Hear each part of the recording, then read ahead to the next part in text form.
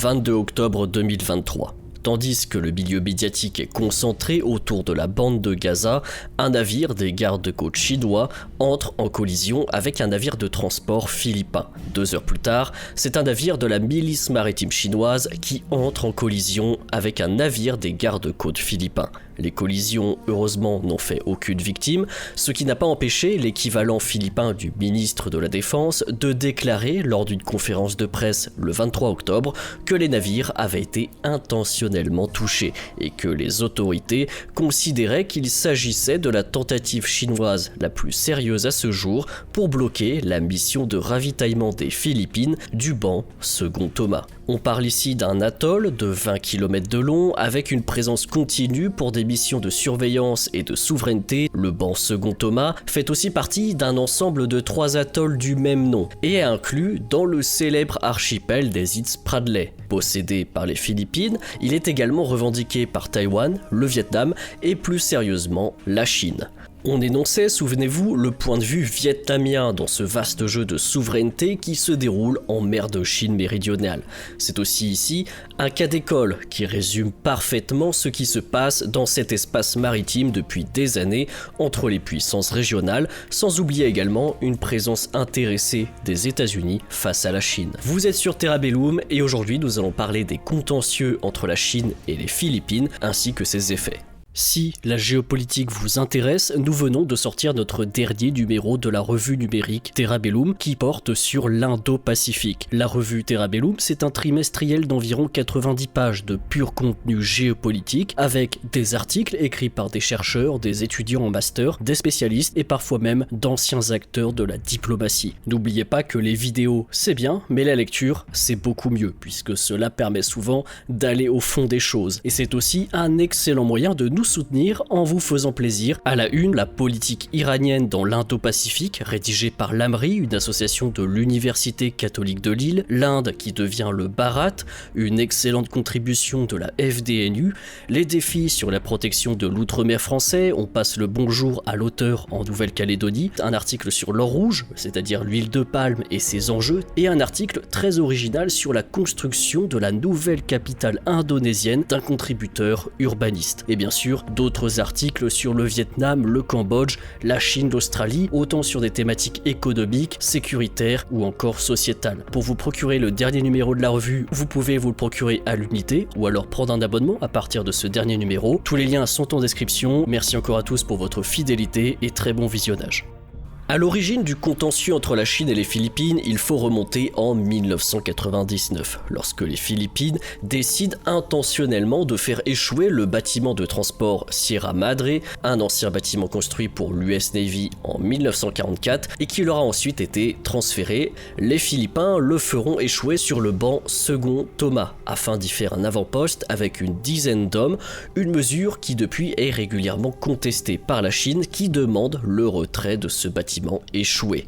Alors, on parle souvent d'îles en mer de Chine méridionale, en réalité, n'ayez pas l'image d'une île en tête. Ce sont généralement des bancs de sable, des hauts fonds, qui sont ensuite aménagés pour en faire un avant-poste, tantôt en coulant des dalles de béton pour construire des îles, tantôt, comme ici, la solution économique, en faisant échouer un navire. Comme ces îles, ou plutôt ces bancs de sable, sont déserts, il faut les ravitailler. Et c'est là la toute première partie de cette lutte qui se joue dans cette région maritime.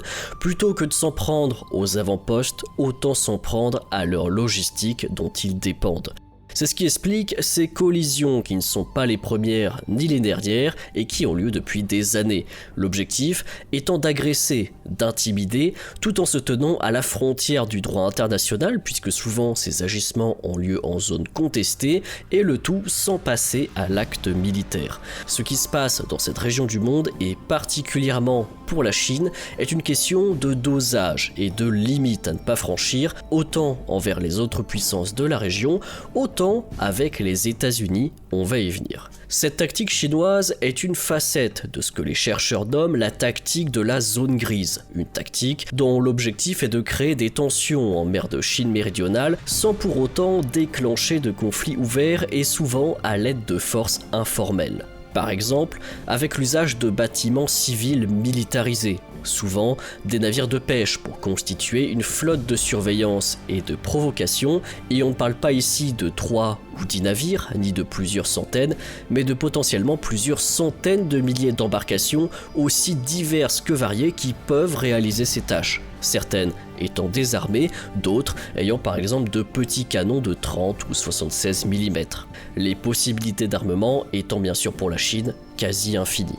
En parallèle de cette tactique chinoise, il y a aussi la course aux avant-postes que se livrent toutes les puissances. Mais la Chine particulièrement a les moyens de construire ces avant-postes en quantité et souvent en zone contestée, donc illégalement, afin de renforcer leur capacité de contrôle. Et la troisième façade de cette tactique de la zone grise se joue au niveau des institutions internationales où la Chine met en avant des preuves ou construit des preuves pour affirmer sa souveraineté dans les zones contestées. En 2016 par exemple, la Cour permanente d'arbitrage de La Haye s'est prononcée dans le cadre de l'atoll Second Thomas en faveur des Philippines, estimant ici que la revendication de la Chine sur leur fameuse Ligue en 9 traits, qui englobe une grande partie de la mer de Chine méridionale, y compris les zones contestées avec les Philippines, mais aussi le Vietnam, n'avait aucune base légale. Pékin n'accepte bien sûr pas cette décision et demande depuis aux Philippines de retirer le navire qui leur sert de base. On a évoqué les États-Unis précédemment. Un autre objectif de ces collisions, c'est aussi de sonder l'alliance américano-philippine. Je ne vais pas m'étendre sur l'histoire entre les États-Unis et les Philippines. Le pays devient un territoire non incorporé états-unien suite à leur victoire militaire qui met fin à la Première République philippine en 1902, puis un membre du Commonwealth états-unien. Le pays est aussi central lors de la guerre du Pacifique et le pays obtiendra l'indépendance en 1946. Pour autant, les Philippines sont toujours centraux pour les États-Unis qui ont besoin des Philippines pour ceinturer la Chine, les Philippines étant un archipel d'îles majeures sur la première chaîne d'îles qu'on a déjà évoquée dans maintes et maintes vidéos. Encore une fois, ce n'est pas un hasard si nous sommes dans des zones litigieuses. La Chine, cherchant elle au mieux à briser cet encerclement et de manière plus réaliste, à étendre sa zone tampon aux limites de cette fameuse chaîne d'îles. Et les collisions du 22 octobre chevauchent d'ailleurs curieusement la ligne des engagements de défense des États-Unis envers les Philippines en vertu du traité de défense mutuelle entre les deux pays. Ce traité de défense mutuelle obligerait les États-Unis à prendre la défense des Philippines en cas d'attaque armée contre les forces ou les actifs philippins. Vous le voyez, encore une fois les fameuses limites avec une ligne rouge toujours chatouillée mais pour le moment jamais franchie. Alors bien que l'attention des États-Unis se soit concentrée sur d'autres conflits mondiaux, en Europe notamment, mais aussi au Moyen-Orient, leurs forces dans l'Indo-Pacifique restent sur le théâtre des opérations, ce qui implique que les États-Unis sont normalement prêts dans la région. Le but de la Chine est de montrer aux Philippines que les États-Unis ne sont pas un partenaire fiable en matière de défense. Ces incidents s'intensifient donc sans que l'armée américaine ne s'y implique davantage pour le moment. L'armée américaine n'a pas détourné les ressources de son commandement Indo-Pacifique vers d'autres théâtres, pour la simple et bonne raison que le Pacifique est le théâtre le plus important dans la stratégie géopolitique américaine depuis la fin du 19e siècle. Plus encore même depuis la Seconde Guerre mondiale, qui leur a permis de s'asseoir pour de bon dans la région, ce qui implique que les événements en Ukraine et au Moyen-Orient, oui, sont secondaires et n'ont pas encore eu d'impact significatif sur l'état de préparation militaire des États-Unis dans l'Indo-Pacifique.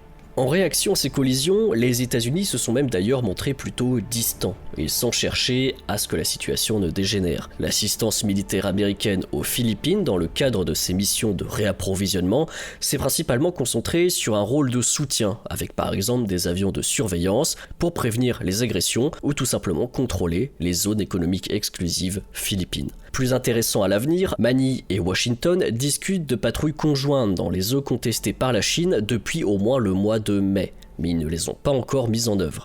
Les États-Unis étant ici plus réticents, car réaliser davantage de patrouilles conjointes, c'est aussi augmenter le risque de se retrouver face à des bâtiments chinois et donc augmenter le risque de dérapage sérieux avec la Chine, alors que depuis quelques mois, Chine et États-Unis se rapprochent économiquement à la suite de la visite du secrétaire américain au commerce et des accords bilatéraux, notamment dans le domaine de l'agriculture. Souvenez-vous, j'avais fait cette vidéo du pourquoi du comment la Chine avait encore besoin de l'Occident et pourquoi l'Occident avait encore besoin de la Chine pour se développer économiquement. Ce rapprochement tempéré entre la Chine et les États-Unis depuis quelques mois est un événement dont nous n'avons pas encore parlé sur la chaîne, mais qui viendra peut-être. Il convient donc de dédramatiser la situation. La Chine, les Philippines et les États-Unis ont tous pour le moment intérêt à éviter une escalade significative en mer de Chine méridionale qui pourrait franchir le seuil d'une attaque armée et déclencher une intervention militaire, que ce soit chinoise ou américaine. Cependant, le politique ne répond pas nécessairement au réalisme. Pékin et Manille ont aussi tous deux des options pour accroître l'agressivité de leurs actions maritimes qui peuvent dégénérer en crise, et en réalité, Pékin comme Manille et comme Washington ont tous deux des avantages à tirer de la situation actuelle. La Chine, tout d'abord, porte la menace le plus loin de son territoire continental, mais aussi de Taïwan, tout en testant le dispositif américano-philippin, mais elle ne veut pas que l'armée américaine devienne encore plus active dans son pays proche de l'étranger, ni pousser davantage d'États de la région à se rapprocher des pactes de défense américains. C'est ce qui nous laisse croire que la Chine, sur le moyen terme, saura se montrer raisonnable. Les Philippines, de leur côté, ne sont bien évidemment pas militairement préparés à la perspective d'un conflit maritime avec la Chine. Ils ne veulent pas non plus forcer inutilement la main des États-Unis, et les Philippines, mais aussi comme toutes les puissances qui exercent en mer de Chine méridionale, profitent d'une certaine manière des incursions chinoises pour légitimer et augmenter de fait leur présence dans cette région contestée. Les incursions chinoises permettent également de faciliter l'acquisition de technologies et de contrats sur l'armement américain après plusieurs années de relations épineuses sous la présidence Duterte de 2016 à 2022. Enfin, et malgré ces contentieux, Chine et Philippines sont d'importants partenaires commerciaux. N'oubliez pas que la Chine, avant d'être une puissance militaire, est une puissance commerciale. Les Philippines font partie de l'initiative des nouvelles routes de la soie. Le commerce bilatéral a augmenté de 7% en 2022 pour atteindre 89 milliards de dollars. Et je vous épargne bien sûr la liste de projets et d'investissements qui ont déjà été effectués par la Chine aux Philippines, qui est longue comme l'océan Pacifique. Les États-Unis, de leur côté, ne souhaitent pas s'investir directement. Ils ne souhaitent pas non plus franchir la ligne d'une implication militaire plus conséquente. Et surtout, ils ne veulent pas s'engager physiquement dans les différents territoriaux en mer de Chine méridionale. Non seulement, cela userait le potentiel des forces américaines, mais aussi cela pourrait contribuer à dresser les alliés et partenaires régionaux de Washington les uns contre les autres, l'Indonésie, le Vietnam, Brunei, les Philippines, et le but de Washington est donc de se placer au-dessus de la mêlée, en s'assurant que la Chine ne franchisse pas pour autant les limites. On l'a dit, les tactiques de la Chine en zone grise en mer de Chine méridionale semblent calibrées pour ne pas franchir le seuil des attaques armées qui inciteraient les États-Unis à venir à la défense des Philippines, conformément au traité entre les deux pays. Cela dit, la Chine a aussi des options pour intensifier et se rapprocher de la ligne rouge si elle le souhaite. Les Philippines également gagnent aussi en confiance et peuvent commettre l'étincelle qui mettrait le feu aux poudres. La Chine pourrait tout à fait envisager un blocus naval complet des routes d'approvisionnement des Philippines autour de ces îlots contestés. On parle ici par exemple de l'arraisonnement de navires philippins, la détention de leur équipage, l'usage de canons à eau, ce qui peut être létal dans certaines circonstances, ou l'usage des armes pour dissuader ou pour cibler, ce qui constituerait une escalade très grave. Les Philippines ne sont pas en reste non plus. Lors de l'une des collisions du 22 octobre, c'est un navire philippin qui a croisé la proue d'un navire chinois. Les Philippines ont établi des relations de défense plus solides également avec les États-Unis, le Japon, l'Australie et l'Inde depuis la fin du mandat de Duterte, ce qui les rend plus confiants dans leur démarche et en particulier face aux navires chinois. Et c'est là un risque majeur quand on a deux acteurs confiants, téméraires, puisque c'est ce genre de comportement précisément qui peut amener à une tragédie en haute mer en cas de rencontre. Parmi les précédents cas d'attaque armée, à la limite de la ligne rouge entre la Chine et les Philippines, on peut aussi citer un événement en février dernier, lorsque les forces maritimes chinoises ont pointé un laser sur un bâtiment de la marine philippine qui a été temporairement aveuglé. En août 2023, des bâtiments chinois ont tiré avec des canons à eau sur des bâtiments de garde-côte philippins. Les deux cas se sont d'ailleurs produits lors de missions de ravitaillement de second Thomas. Au cours des derniers mois, la Chine a aussi pris des mesures mesures supplémentaires contre les Philippines dans les zones contestées. Tout d'abord, en posant par exemple des barrières sous-marines pour empêcher les pêcheurs philippins d'entrer dans leur zone de pêche près du haut fond de Scarborough et en coupant la proue d'un navire de transport philippin autour de l'île de Titu, une île stratégique toujours dans les Spratleys et qui possède une base et un aéroport militaire philippin. Vous le voyez donc, la Chine a en majorité le monopole de l'escalade dans la région, mais, et je vais terminer sur cette note, les différends territoriaux entre les alliés, partenaires ou protectorats des États-Unis en mer de Chine méridionale existent. Les Philippines, Taïwan et le Vietnam revendiquent par exemple l'île Taiping, contrôlée par Taïwan dans les îles Spratly. Il y a aussi le cas de l'île Namit, contrôlée par le Vietnam, ou encore le récif Pearson, également dans les îles Spratly. Dans cette vidéo, je vous ai donné là un exemple type. Bien évidemment, le sujet de la mer de Chine méridionale est éminemment plus complexe et il y a aussi une infinité d'exemples et de litiges qu'on pourrait ajouter, mais cette vidéo n'en finirait jamais. La question qu'il faudra se poser maintenant, c'est est-ce que les lignes rouges seront un jour franchies? Cela ne devrait être qu'une question de temps. Et enfin, qui franchira cette ligne rouge? Et dans le cas où la Chine y serait impliquée, quelle serait la réaction américaine, notamment en vertu de ces traités avec les puissances régionales? Vous le voyez ici, encore une autre région où il n'y a plus qu'à mettre l'étincelle de trop pour allumer le baril de poudre.